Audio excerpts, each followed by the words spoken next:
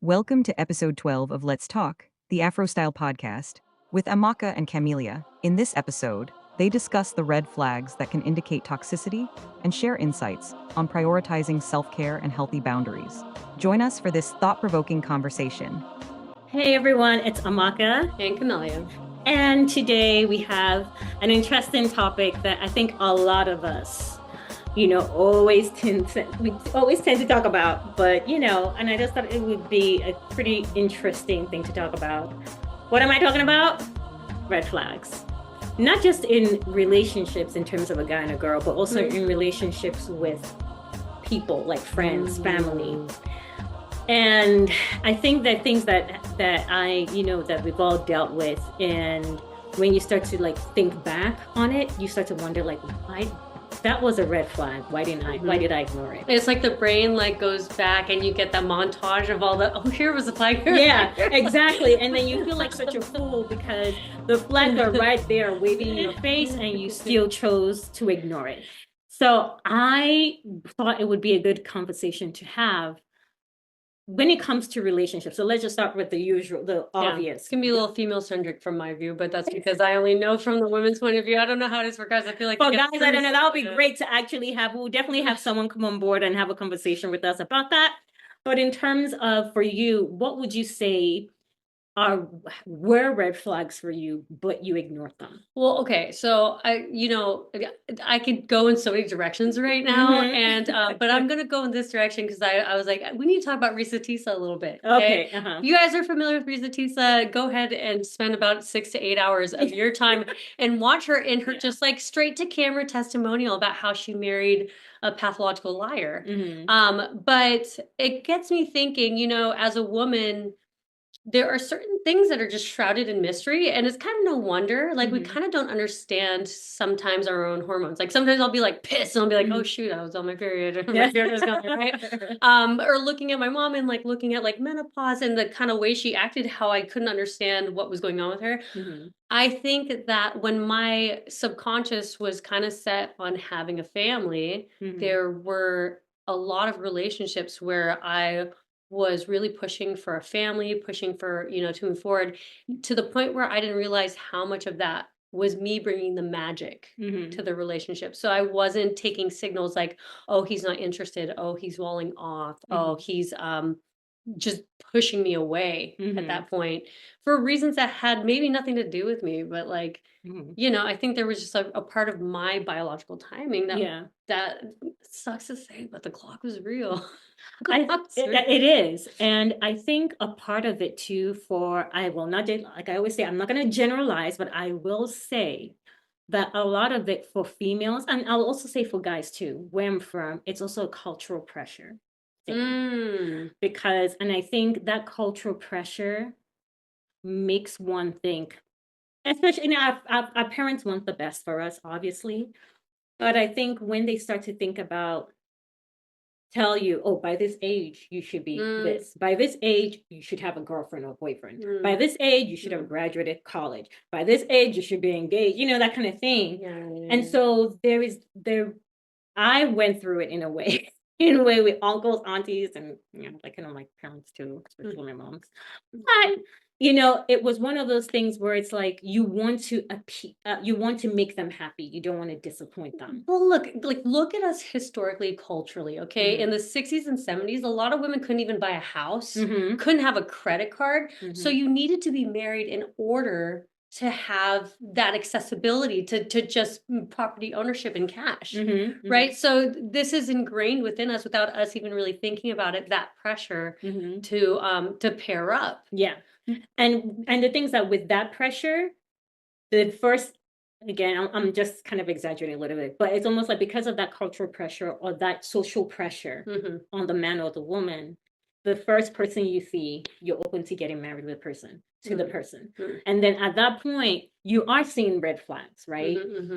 And God bless their hearts, but you do have those that went through whatever the red flags were, that in this day and age, it's no, you don't need that. Leave the guy. But back then that was not an option. Listen, we, even as much as dating sucks, no matter what century you're in, at least we're not in the time where it's arranged marriage.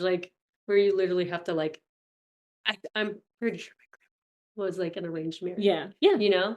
And that sounds absolutely horrific. No, it is. It is, because I think a lot of that mindset, when I looked it up, it says 60 to 70% people in the African community back then, where it was based on the cultural and social pressure. In Asian community, it was 50 to 60%. I believe that. So that has changed. It has calmed down a little bit. Yeah. But there's still that pressure. And I don't know if it's pressure that we put on us, on ourselves, to want to do just because it's the cultural thing. But I think when we have that pressure on with other things that may be a part of it, emotional baggage or attachment and that kind of thing, self-worth, all those kind of things also play a role, but not for everybody. But I think that cultural pressure will pretty much put a wool over your eye, where someone is meant to be that is not meant for you, and he's showing you he or she is not meant for you. But because of whatever those situations are, we would choose to ignore it. It's like trying to jam a square shaped block into a circle hole. And Exactly. And the guy is telling you, it's not going to work. Because for me, when it comes to relationships, I'm the person that once I get into a relationship, I'm all about making us work, making it work. It's just giving yourself, because I don't have time to play games. Right. So for me, it was more so, into you, or into me. But I remember in college, there was this guy that was I'm not going to name names. He knows who he is if he's watching. But long story short, I was so into making the relationship work that he was taking me for granted. You know, that can be a thing that causes a blindness towards red flags. I think that there's this ownership that women take on of like not quitting, not giving up, and making it work. And sometimes the guy is literally pushing you away. And he's telling you, I don't like you. And you're still taking it. And he didn't tell me verbatim that he didn't like me, but his actions were telling me he had no interest. When I found out that when he moved back to Nigeria, and I heard he got engaged and got married and had kids. I mean, I went through the emotions of anger, because I started finding out things after he left, the things he had said and everything. And then as like my 28th or 29th, by the time I was 29 going on 30, randomly I started getting calls from him. And I couldn't understand why. And I would hang up like, what the hell? Like, go live your life. I don't want, I could care less. And I was angry, to the point where, God rest his soul, a mutual friend tried to get me on they tricked me to get on the phone so that he could talk to me. And I was like, look, dude, thank you so much. I don't want to talk to him. And then when I turned 30, something told me, Amaka, let go of this stuff. Listen to what it is that he wants to say. So I picked up the phone and I called. I was like, okay, so what you want? What do you want to talk about? And he said, give me 5 minutes. I'm going to call you right back. So he calls me right back and he says, I want to take this time to apologize to you. And I was like, well, what? A little late. A little late, but still good to know. Yeah. And the reason why was because he said that, he has a daughter. And when his daughter was born, it took him back to, of course, he had to take that. So wonderful. But I'm so happy. But the fact that he said he took his time, like seeing his daughter and thinking about things that the kind of person I am, because he had to admit that you're such a great person but I took for granted who you were. And to think about that, someone doing that to my daughter is unacceptable. And so he needed to apologize to me. I mean, at that point I was like, you know what, thank you, I appreciate you acknowledging that. We're not friends, I'm not going to see you and jumping in and say, hey, long time, but at least I can see you and be cordial. So it took him realizing how effed up he was by seeing the birth of his daughter. And there are guys that one that just happened recently where the guy was kind of letting me know, I'm not ready. I'm not. And at that point that was the red flags I was seeing. I was like, I wish you the best. But you're in, like, it's different when you're 20 and then when you're a bit more matured along, because what I didn't realize at the time was not everybody deserves your A game, and there is something to not giving up, but it's, you can waste so much time and effort by not seeing what they're plainly saying to you. Mhm. And that's great that he like had this come to Jesus moment and Mhm. like, you know, apologize for it, but like it doesn't erase everything that you had to go through in the process. Yeah. And if you're anything like me and many women, I'm sure, you start to take responsibility for all that. You're like, Yeah. oh, is something wrong with me? Mhm. Why didn't he love me when I was giving him my Like, A game? Exactly. If I could go back in time, I'm going to reiterate this. Yeah. I wish that I could tell my younger self to not spend all that money I spent on guys dating along the way, and instead to put that into a Roth IRA because my retirement would be so healthy right Like, now. big right now. All those gifts, all those dates, all that money that I should have been spending, but I was trying to yeah. give somebody love. And I think the thing is, it's like we don't, for both of us, we don't have time to play games. It's like we're in, we're in. If we're out, we're out. Like there was a guy that I did see the red flags and I was telling him, I'm not ready to be in a relationship with you. Let's be friends. Let's be friends. And he really would not accept it. And because there was just something that I just wasn't feeling good about, that was a red flag. He was a nice guy, but it was just certain things that he was doing or things he said that I was like, I don't believe this guy. I'm not really feeling him. He really would push for us to be a relationship, saying he knows me so well. It's like, you don't know, tell me what you know about me. And then finally I said, let's be friends. If we build from there, we build from there. And he told me, no, he can't be friends with someone he likes. And I was like, all right. Until today, we haven't spoken. Thanks for tuning into this episode of Let's Talk, the Afro Style podcast with Amaka and Camelia.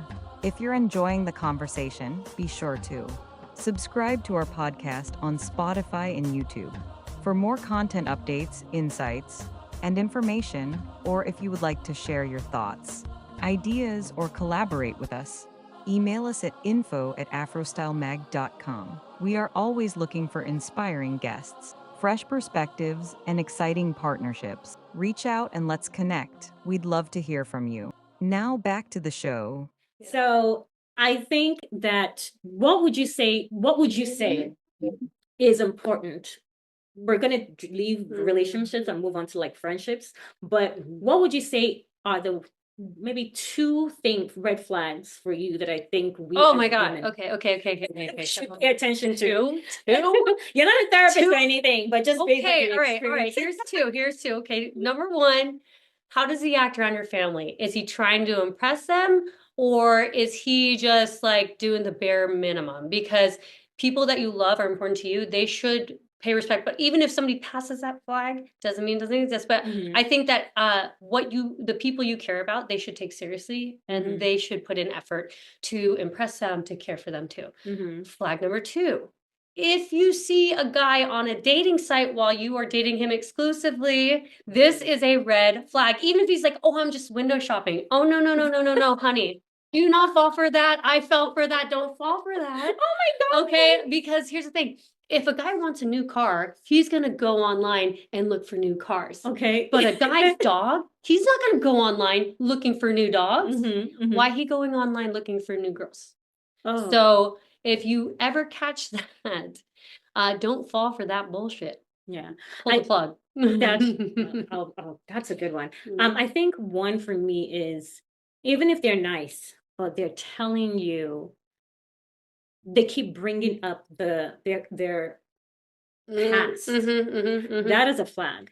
Because as much as you want to explain to them that, look, I'm not a past girls or whatever, the fact that they keep bringing it should tell you that they really are not ready to be. Maybe they were hurt, and maybe that's a legitimate reason, but the fact that they're bringing it from the past to the current, even if you're not in a relationship yet, and they keep bringing it, that is them kind of letting you know they're not ready. They're waving the flag. They're like, yeah, this flag. Like, I'm not really ready. But he's not working actively on the flag. He's just saying, I just have this flag. Yeah, I have. He's not saying, I'm trying to take this flag down. Maybe he is working on it, but the fact that that is something that is being regurgitated as we're getting, that it kind of tells you, like, maybe he's letting you know that he's not ready right now. Because he's saying, I've got this flag. Will you help me pull it out? It's like, no. You have to, everybody's got to do their own work.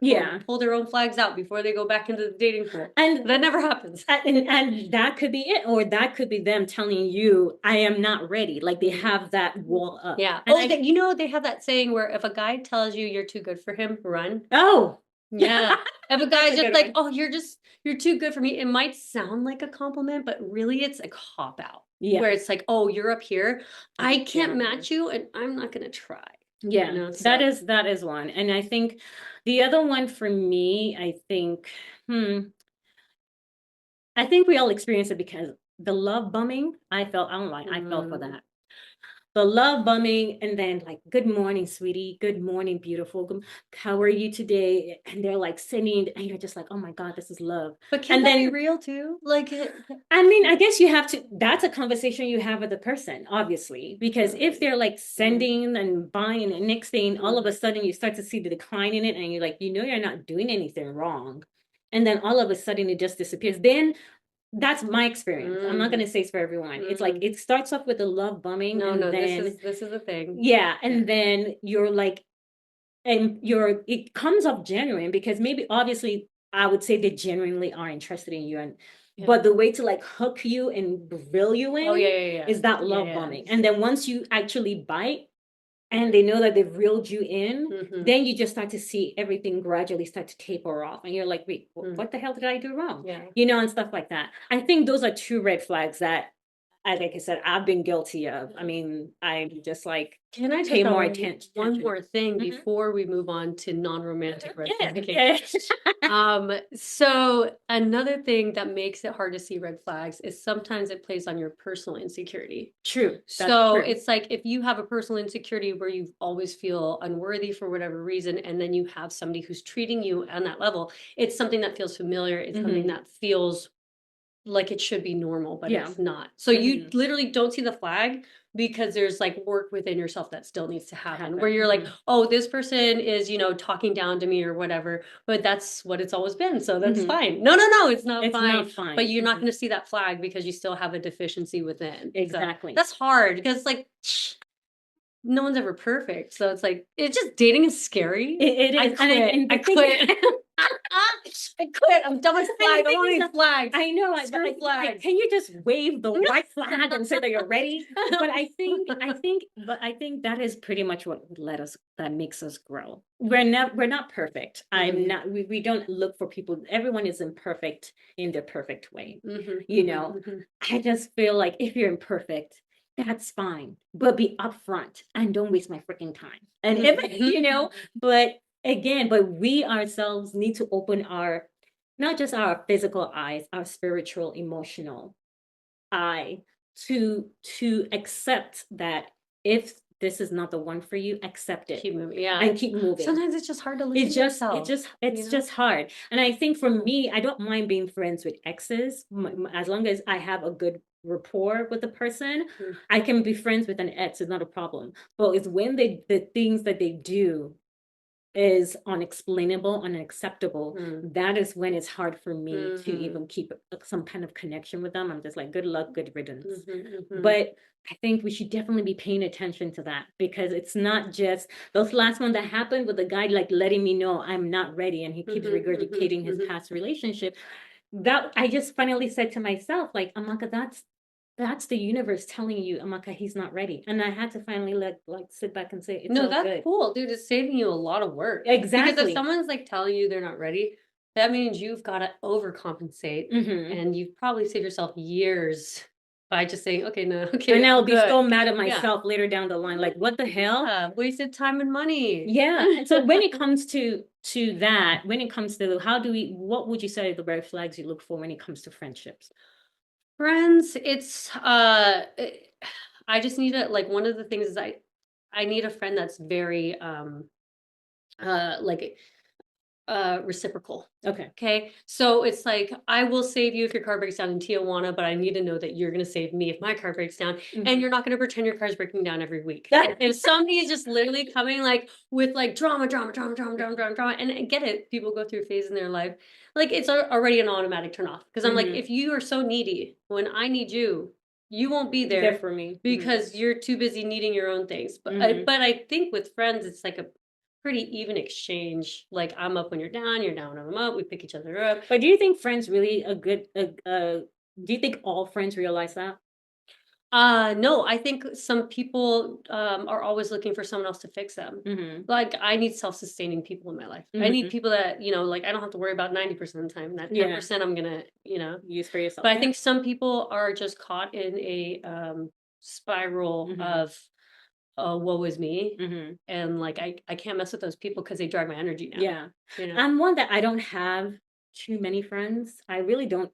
I can probably count the number of friends of people I'll consider friends. More, I see a lot of them more of acquaintances. If I see them in the space that I'm as I am, I'm sure they consider me more of an acquaintance than a friend. But for me, because of my personality, I'm one that I look out for friends. And like the same thing, I would want for them to look out for me. If you hear that, if for example you hear that, oh, for example, unfortunate thing that happened with the fire, and I know that homegirl is close by, I may not be close enough to her, but at least I'm picking up the phone to text her or call her and say, are you okay? Is everything okay? Do you know? And so if I have to do an Uber or do Instacart to get her what she needs, then I would do that. But they don't ring the alarm bell all the time because you're like, now I'm just paying for a bunch of Uber. And it's just, but the thing is that just being able to know that you have friends like that, like or even my friend when the fire thing happened, NECA, shout out to you, love you, girl. She was calling me. She's the one with the twins and the son, and she's like crazy, doing crazy stuff with her kids, and she's like, but she was picking up the phone to call me and say, are you okay? Even just a text. That's and the thing is that she knows how busy I am, so she knows that if I don't hear, she doesn't hear from me. It's not like I'm ignoring her. It's just she has a busy life. I do, but when I feel I need her the most, even without me thinking, she reaches out, and I do hope that that's the same for her. So when you have the littlest thing is what I do. I do pay attention, and if I don't see the littlest thing from a friend, that's a red flag. Then you know already. Whatever that little thing is. It's more like I see more green flags on friends than red flags on men. Maybe I'm colorblind. But I mean, it's just sort of, I think for friends, it's a little, you know what you want in a friend, but you don't experience it as often until something happens and you're like, she was a friend. She wasn't a friend, girl.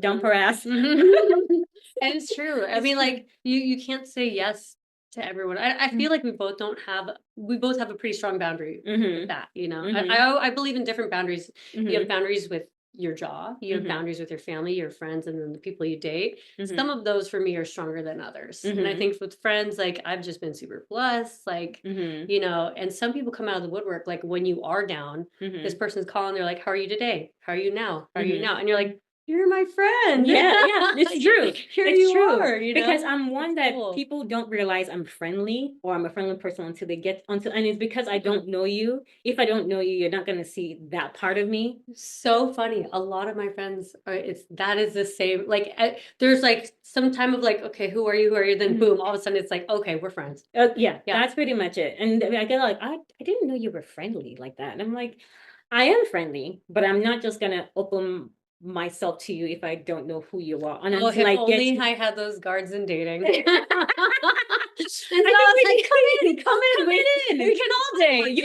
Fine. So let's go ahead and let's go ahead and make this stuff work. The red flags, we'll figure that part out. I think it's easier for us to like, I mean, then again, I don't know if that's the right thing to say. Like, it's easier for us to like dump friends, like girlfriends, to the wayside. I'm not trying to say that. I think it's just easier to say she's not a good friend of mine. I'm just going to push her aside than it is for a guy. I'm not going to generalize and say I have a different theory on this. I think that there's something that men offer something that dating prospects offer that friends do not, and that's sex. Okay, so I call it. I have a word for this. It's a term. It's technical. So when somebody's got sex in the equation, you can't think straight. And that is something we have to pay attention to. Is like it may be all good, but we have to be like, we also have to use our head sometimes and our soul and our spirit. Snake eyes, like, it's fine. He's good, but I think that as we grow older now, it's like I don't have the patience anymore. If a guy is, and that's something I still work on. I'm not going to say I'm perfect at it because for me, it's like maybe I'm No, yeah. I'm misrepresenting what he's saying, Oh. but it's more so that I'm working better at being able to pay attention to the red flag and say, he said this happened, this happened. I think that's my way of, this is my cue to like back up and leave it alone. And I mean, like, to be fully honest too, I think I was just too desperate. Like, Yeah. I was just too desperate, and I'm so glad that I've come as far as I am, because like now I'm kind of chill. Like I don't really you don't see care. she's no longer, I won't say no longer, but compared Well, to when I still want something special, like, Of for course, me. of But I course, also know that most of the stuff that's out there is trash. yeah, And but so I'm just kind of she like, is, you know, she's let's take a more break. like kind Let's of, take a yeah, she's kind of sabbatical. like taking I'm a on chill sabbatical. pill. She's taking a chill pill now. It's just more like, you know, Yeah. whatever. It will happen when it happens. And I think that's the way we have to look at it, in terms of, it will happen. The right person, that is the right person, that is the right person that's meant to come forward, will come forward, and we will know. But until then, it's okay to date and meet people. But once we start to see something that says ding, ding, ding, ding, ding, ding, ding, Yeah. I think that's a time to say we're going to back up a little bit. And if it's not anything else, if the person is good to be as a friend, then the person is a friend. Yeah. If the person is, you know, good enough, but as something deeper, and the person is kind of telling you it's not going to work, then I think we should really listen, because it's the universe as the most high. It's your angels, our ancestors telling you that's not the one for you. And we need to be ready to say, I've heard you and I accept it. And not be afraid to be alone until the right person comes. Yeah, afraid to be alone. Yeah. Yeah, it's fair okay to enough. be It's alone. okay. Right? All right. So this was a great conversation. I think we'll have It got really personal. I like that. This is a great conversation, because I was like, I don't know if she would want to talk about it, but red flags, why not? Because I think we all learn something new from different people's experiences. Well, we can try to warn the people who are, you know, in different phases where they're accepting red flags. But if they're anything like me, they're not going to listen anyway. They're not going to listen and like, yeah. But I don't know about you, but I got myself a good man. I'm just trying to wish my younger self, because it does happen. Dreams do come true. People do marry for love. Exactly. But we just have to believe, right? But I think until then, in order to guard our souls, guard our hearts and our spirits, we should definitely be paying attention to the red flags, whatever they are, because later down the line, you will be kicking yourself like I did. Don't be wasting that time. Yeah. Time is precious. Life is precious. So is money. Yes. So till next time, please drop your messages, drop your thoughts, whatever it is that you think you'd like to add to this interesting conversation, and we'll be sure to respond. Until then, thank you so much for joining us. Have a great day. Green flags. Red. Non-red. What the hell? Thank you for joining us on this episode of Let's Talk, the Afro-style podcast with Amaka and Camelia. We hope you enjoyed it. If you missed this episode, you can catch up on YouTube and Spotify. And be sure to subscribe, comment, and email us at info@afrostylemag.com. We'd love to hear from you.